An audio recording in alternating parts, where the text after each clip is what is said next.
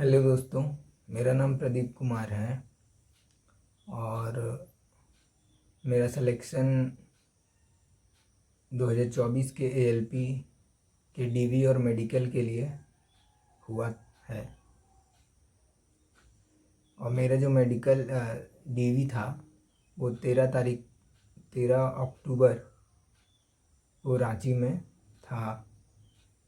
तो उसी का एक्सपीरियंस मैं आप लोगों के साथ शेयर करना चाहता हूँ, क्योंकि मैंने बहुत सारे ग्रुप्स में देखा है कि बहुत सारे लोगों को बहुत सारी कन्फ्यूज़न्स हैं।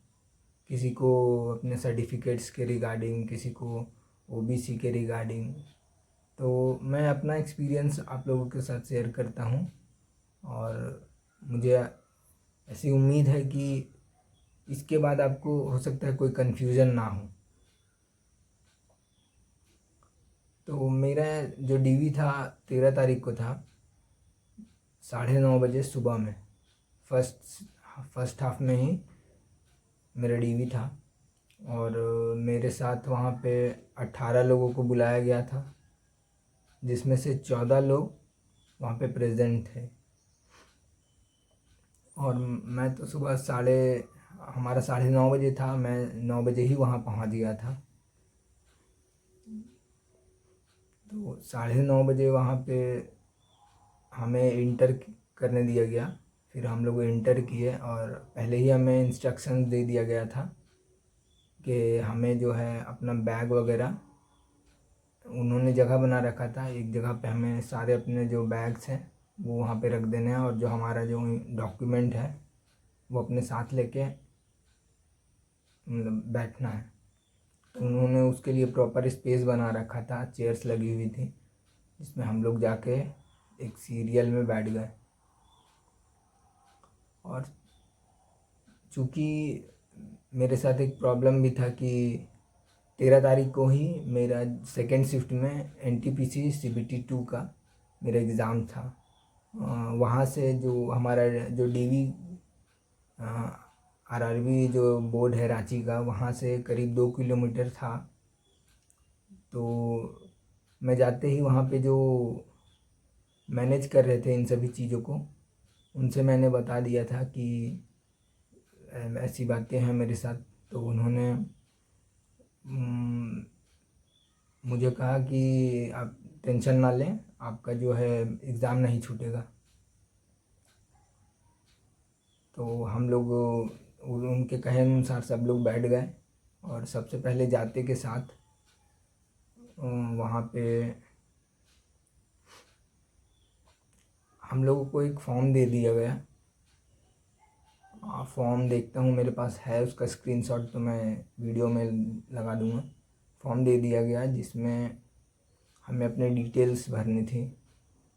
और एक और फॉर्म दिया गया जिसमें उसको फिल करके, मतलब हमसे कहा गया कि सब लोगों को वो जो छोटा सा फॉर्म था वो कलेक्ट करके कोई एक जन और उसको ले जाके उसका एक 24 रुपये वाला जो पर्ची कटवा के सबका वो लाके यहाँ पे सबमिट करना था स्टेशन से।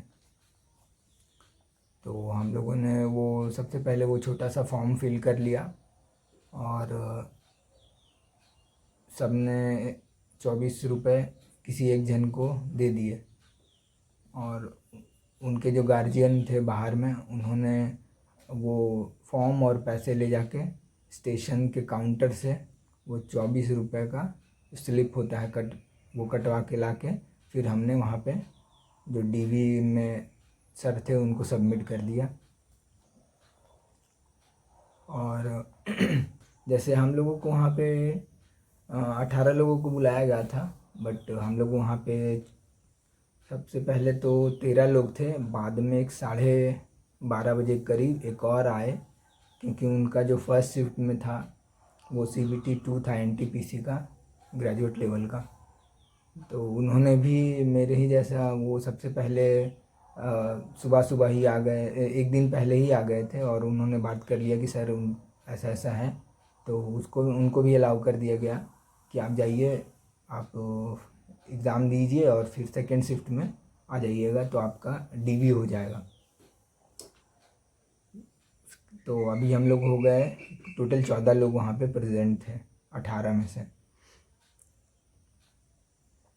और फॉर्म जो हमें एक बड़ा सा फॉर्म दिया गया था उसको हमने सब कुछ फिल किया। उसमें वो बेसिक डिटेल्स थे और उसमें जो है हमारा लेफ़्ट हैंड और राइट हैंड का थंब इम्प्रेशन था। तो वो अब हमने सबसे पहले तो अपना जो डिटेल था वो भर लिया। जो आपको वो लोग क्लियर इंस्ट्रक्शन दे देंगे क्या क्या भरना है, और जिसको किसी भी तरह की कोई भी कन्फ्यूज़न होगा तो वो मतलब आराम से शांति से वहाँ पे हल्ला नहीं करना, शांति से आप पूछ सकते हैं। वैसे आप वो जब इंस्ट्रक्शन एक बार देंगे तो आप उसको ध्यान से सुनिएगा, उतने में ही आपका हो जाएगा, आपको और दोबारा पूछने की ज़रूरत नहीं पड़ेगी। उसके बाद जब वो फॉर्म फिल करके हमने उनको दे दिया तो सबसे पहले हमारा एक डीवी के लिए जो बायोमेट्रिक होता है सबसे पहले वो हुआ। बायोमेट्रिक होने के बाद जो फर्स्ट शिफ्ट में थे लोग उनको कुछ इस तरह का एक बैंड दिया गया जिसमें ये लिखा हुआ है, ये इस तरह का कुछ एक बैंड दिया गया हाथ में लगाने के लिए। और मैंने देखा था सेकंड शिफ्ट वालों को इस तरह का कोई बैंड दिया नहीं गया था। तो इतना बायोमेट्रिक होने के बाद हम लोग फिर से बैठ गए। तो और जैसे 9:30 बजे हमारा डीवी स्टार्ट हो गया था, तो हम लोग ये बेसिक जो प्रोसेस था वो करके हम लोग बैठे हुए थे। क्योंकि जैसे हमारा एग्ज़ाम में वो सिस्टम लोड होता है टीसीएस के द्वारा, वैसे ही डीवी में भी वो जो है सिस्टम लोड होता है बायोमेट्रिक के लिए टीसीएस के द्वारा। तो हमारा जो बेसिक इनिशियल जो बायोमेट्रिक था वो तो जाते के साथ ही हो गया, लेकिन जो मेन जो बायोमेट्रिक था डीवी के लिए जिसमें क्या था कि जैसे आपका CBT 1 CBT 2 और CBAT, इसका वापस से उस वक्त जो बायोमेट्रिक हुआ था वापस से इसमें वो सेम बायोमेट्रिक उसके लिए फिर से होना था। तो हम लोग तो बैठे हुए हैं, बैठे लगभग 12 बजे तक हम लोग ऐसे ही वेट करते रहे कि अब लोड होगा अब लोड होगा। उधर से सर से इंस्ट्रक्शंस आ रहा था कि हाँ 10 मिनट में लोड हो रहा, 20 मिनट में लोड हो रहा है, लेकिन लोड हो नहीं रहा था। तो यहाँ पे सर लोग भी थे कि वो लोग बोल रहे थे कि ये जो है सही से काम नहीं करते हैं टीसीएस वाले। तो लगभग इतना वेट करने के बाद खैर मेरा तो एग्ज़ाम था तो मैं बार बार टाइम देख रहा था और सर को भी देख रहा था। तो सर मुझे बार बार बोल रहे थे कि तुम टेंशन मत लो, तुम्हारा एग्ज़ाम नहीं छूटेगा। तो लगभग साढ़े 12 तक सिस्टम लोड होना शुरू हो गया। तो सबसे पहले मेरा ही टेस्ट किया गया कि मतलब कि बायोमेट्रिक हो रहा है कि नहीं हो रहा है। तो मेरा जो CBT 1 का बायोमेट्रिक हो गया तो उन्होंने श्योर हो गया कि अब जो है बायोमेट्रिक स्टार्ट हो जाएगा। तो उन्होंने मुझे तुरंत बोल दिया कि आप एक काम कीजिए, मेरे जितने भी सारे डॉक्यूमेंट्स थे और बैग वगैरह थे उन्होंने अपने पास ही वहाँ पे एक साइड में बोला कि आप यहाँ पे रख दो और आप जाओ एग्ज़ाम दे के फिर आके अपना डीवी करवा लेना। तो फिर मैं वही 12:30 बजे के करीब वहाँ से निकल गया और अपना जो है मैं सेंटर पहुँच गया 1 बजे। अपना मैंने वहाँ पे वो डीवी सॉरी जो NTPC ग्रेजुएट लेवल का CBT 2 है वो दिया और वहाँ से करीब मैं 4:30 बजे निकला। और मेरे पापा साथ में गए हुए थे तो मैं फिर उनके साथ बाइक में बैठा और अपने वो डीवी के जो जगह था वहाँ पे आ गया। उसके बाद वो मैंने जाते के साथ ही मैं सीधा इंटर कर गया और वहाँ पे मैंने देखा कि पहले से जो सेकंड शिफ्ट वाले बच्चे थे वो अभी भी उनका डीवी हुआ नहीं था तो वो वेट कर रहे थे। इसलिए नहीं हुआ था क्योंकि जो मेरे शिफ्ट वाले थे उनका डीवी लेट से स्टार्ट हुआ तो इनको पहले ही इंस्ट्रक्शन दे दिया गया था। लगभग जब मैं निकल रहा था वो एग्ज़ाम के लिए तभी इंस्ट्रक्शन दे दिया गया था कि आपका जो है डीवी थोड़ा लेट होगा क्योंकि अभी सिस्टम लोड नहीं हुआ। तो मैं पहुंचा वहाँ 4:30 पौने 5 के करीब। तो सबसे पहले फिर उन्होंने मेरा वो जो बचा हुआ बायोमेट्रिक था CBT 2 और CBET का वो किया फटाफट। उसके बाद हाँ, एक चीज़ और है कि जब हम लोग वेट कर रहे थे कि सिस्टम लोड होगा 12:30 बजे से पहले, तो उन्होंने क्या किया कि एक जन थे जो वहाँ पे वो डॉक्यूमेंट को जो वेरीफाई करते हैं सबसे पहले, उन्होंने मेरा डॉक्यूमेंट जो है वेरीफाई कर लिया था फिर ऐसे ही फिज़िकली। बाकी वो सिस्टम तो लोड हो नहीं रहा था, तो ऐसे ही वेरीफाई कर लिया था। तो इसलिए मुझे ज़्यादा टाइम लगा नहीं। वापस जब 4:30 बजे मैं वहाँ पे पहुँचा, तो फिर वहाँ पे फिर से उन्होंने एक बार मेरा वो डॉक्यूमेंट जो है मतलब वेरीफाई किया। वेरीफाई करने के बाद जो वो फॉर्म सबसे पहले हम लोगों को मिला था एक बड़ा वाला, उसमें हम मेरे थंब इम्प्रेशन लिए, दोनों लेफ़्ट हैंड और राइट हैंड थंब इम्प्रेशन लिए। उसके बाद वो DV कंप्लीट होने के बाद वहाँ पे उनके पास DV कंप्लीट होने के बाद उन्होंने मुझे दूसरी जगह पे भेजा, जहाँ पे 2 लोग और इनसे सीनियर वो लोग वहाँ पे बैठे हुए थे। उन दोनों ने मेरा फिर जो है DV लिया। और इसमें DV में क्या क्या वो ले रहे थे, जैसे उन्होंने तो पहले से ही इंस्ट्रक्शन दे रखा था कि 2 सेट आपको लेके आना है। 2 सेट लेके गया, मैं 3 सेट लेके गया था। 2 सेट नहीं, 3 सेट लेके गया था। तो वो 2 सेट उन्होंने ले लिया। और यहाँ पे एक बात है कि जो आपके पास है, जैसे जितने भी सर्टिफिकेट्स मांगे गए हैं 10 के 12 के, आपके डिप्लोमा ITI या फिर BTech के, तो आप ये सारे आपके पास जो पासिंग हैं, मेरे पास तो 10 का, मैं CBSE से हूँ तो मेरे पास एक ही सर्टिफिकेट है, तो वो मैंने लिया था। और 10 का मैंने 10 का सर्टिफिकेट जो है वही लिया था। उसके बाद 12 का पासिंग और 12 का मार्कशीट, और BTech का मैंने डिग्री सर्टिफिकेट, और जो सारे सेमेस्टर के हैं सारे सेमेस्टर के जो सर्टिफिकेट हैं वो ले लिया था, मार्कशीट। उसके बाद OBC में बात करेंगे तो OBC में मेरा जब मैंने अप्लाई किया था उस वक्त का जो OBC सर्टिफिकेट था सेंट्रल लेवल का वो लिया था। और रिसेंट में मैंने अप्लाई कर रखा था 2025 में, वो भी मैं लेके गया था। क्योंकि जो जब मैंने अप्लाई किया था उस वाले सर्टिफिकेट का अभी तक वैलिडिटी ख़त्म हो चुका था, इसलिए मैंने पहले ही से ही अप्लाई कर रखा था, ताकि मुझे अगर DV वगैरह होता है तो उसमें दिक्कत ना हो। उसके बाद जो उनका जो एनेक्ज़र है वो हैंड रिटन, वो भी मैंने बनवा लिया था। क्योंकि मैंने 1-2 जन से पूछा था कि मतलब कौन सा वाला चलेगा, वो ऑनलाइन बना है वही चल जाएगा या फिर से बनवाना होगा हैंड रिटन। तो उन्होंने कहा, मेरे दोस्तों ने कहा था कि अगर बन सकता है तो बनवा लो, नहीं तो चल जाता है, वो भी ऑनलाइन वाला भी चल जाता है। बट मैंने रिस्क नहीं लिया, क्योंकि फिर आप उस दिन जाएंगे, आपको अगर उन लोगों ने कह दिया कि नहीं आपको चाहिए चाहिए, तो आपको वो भाग दौड़ करनी पड़ जाएगी, फिर आपको वो लोग दूसरा डेट देंगे उसमें आएंगे। तो इसलिए मैंने जब जो बन रहा था इसलिए मैंने पहले ही बनवा लिया। वो एक एक दिन 2 दिन में बन जाता है, तो मैंने बनवा लिया था। बट मैंने जब DV हो रहा था उस दौरान मैंने वो जो है वो दिया नहीं था, मैं अपने पास रखा हुआ था, ताकि मैं देख रहा था कि वो मांगते हैं कि नहीं।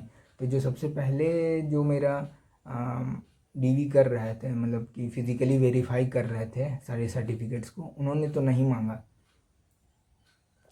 लेकिन जब सेकंड टाइम जब उन्होंने मुझे अपने 2 सीनियर्स के पास भेजा, तो उनमें से जो सबसे सीनियर थे उन्होंने मुझसे वो परफॉर्मा जो एनेक्ज़र है वो मांगा, मतलब वो लेके आए हो। मैंने कहा कि वो भी चाहिए क्या, तो उन्होंने कहा हाँ वो भी चाहिए। तो फिर मैंने अपने फ़ाइल से निकाल के उनको वो भी दे दिया। उसका उन्होंने जो ओरिजिनल था वो एक ले लिया और एक ज़ेरॉक्स भी ले लिया मेरे से। अब और एक है कि डिक्लेरेशन, जो OBC का जो NCL का डिक्लेरेशन था उसका 2 सेट वो ज़ेरॉक्स वगैरह नहीं, उसमें जो अपना जो फिल इन द ब्लैंक्स था उसको भर के उसमें अटेस्टेड नहीं करना था। मैंने अटेस्टेड कर दिया था तो वो मेरे दोनों रिजेक्ट हो गए थे। मैंने वापस से फिर से मैंने ज़ेरॉक्स करवा के उसको फिर से भर के वो दिया था उनको।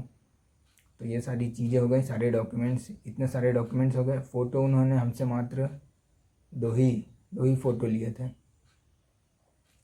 बाकी सारे फ़ोटोज़ का वहाँ पे कोई काम नहीं है। और नहीं, और उसके बाद मुझे जब सीनियर्स के पास भेजा तो वहाँ पे जैसे ही मैं सेकेंड टाइम में पहुँचा तो उनके सीनियर्स भी उनको बार बार रिकॉल करवा रहे थे कि मेरे बारे में पूछ रहे थे कि वो लड़का आया कि नहीं आया। तो फिर मैं सेकेंड टाइम मतलब यहाँ पे डीवी करवाने के बाद फिर उनके सीनियर्स के पास डीवी करवाया। वहाँ पे डीवी मतलब ऑलमोस्ट हमको लग रहा है कि ये जो प्रोसेस है 15 मिनट पहले बार जो डीवी करने में लगा होगा, उसके बाद फिर इधर 10 मिनट के करीब। तो ये टोटल 15, 10, 20-25 मिनट के आसपास मुझे लगे होंगे डीवी करवाने। डीवी कंप्लीट होने के बाद जो फिज़िकली वेरीफाई करते हैं वो सारा आपका डॉक्यूमेंट, एक एक सीरियल नंबर, आपका नाम, पिता का नाम, सब कुछ वेरीफाई करने के बाद अब वो आपसे पूछते भी कुछ चीज़ें। मैं उन्होंने मुझसे पूछा कि तुम्हारा कॉलेज कहाँ पे है, ये सारी चीज़ें वो कभी कभी पूछते भी हैं। जैसे एक मेरा दोस्त था, उससे पूछा गया था कि इसी तुम्हारी जो ब्रांच है वो तुम एलिजिबल हो इस फॉर्म को भरने के लिए। तो वो 1 मिनट के लिए शॉक हो गया कि पता नहीं है क्योंकि आप अचानक से वहाँ पे रहते हैं, आपको उतना याद नहीं रहता है कि फॉर्म में ऐसा उनका नोटिफिकेशन में ऐसा लिखा था कि नहीं लिखा था। तो इसलिए तो ये सब चीज़ें आपसे पूछते हैं ताकि वो भी वेरीफाई करते हैं कि हाँ तुम ही हो कि नहीं हो, या किसी और का डॉक्यूमेंट उठा के लेके आ गए हो, फर्जी तो नहीं हो। तो ये कुछ चीज़ें वो पूछते हैं। तो यहाँ तक मेरा ये सब कुछ कंप्लीट होने के बाद फिर उन्होंने 3 जगह डीवी हो गया। अब डीवी करने के बाद उन्होंने ये डीवी कंप्लीट हो गया। उसके बाद उन्होंने अब मेरा जो फॉर्म था उसको आगे भेज दिया और एक फॉर्म पे मुझसे लेफ़्ट हैंड थंब इम्प्रेशन ले लिए और मुझे इंस्ट्रक्शन दे दिया कि अब आप जो है नेक्स्ट डे, यानी कि 13 तारीख को मेरा डीवी था, 14 तारीख को मुझे मेडिकल के लिए चक्रधरपुर, जिसको CKP भी बोलते हैं, वहाँ पे मुझे जाना था। तो उसके लिए उन्होंने इंस्ट्रक्शन दे दिया कि आप जो है वहाँ पे 8:30-9 बजे तक वहाँ जो रेलवे हॉस्पिटल है चक्रधरपुर का, वहाँ पे प्रेजेंट हो जाएंगे। तो ये थी मेरी डीवी के एक्सपीरियंस, और मेडिकल का भी मैं अपना एक्सपीरियंस आपको बताऊंगा अपने नेक्स्ट वीडियो में कि कैसा रहा मेरा मेडिकल एक्सपीरियंस, मतलब क्या क्या हुआ मेडिकल में। तो नेक्स्ट वीडियो में मिलते हैं, तब तक के लिए गुड बाय। और आशा करता हूँ कि मेरे वीडियो से आपको हेल्प मिली होगी, और आपका कोई भी क्वेश्चन हो तो कमेंट कीजिएगा, मैं आपका रिप्लाई करूँगा। धन्यवाद।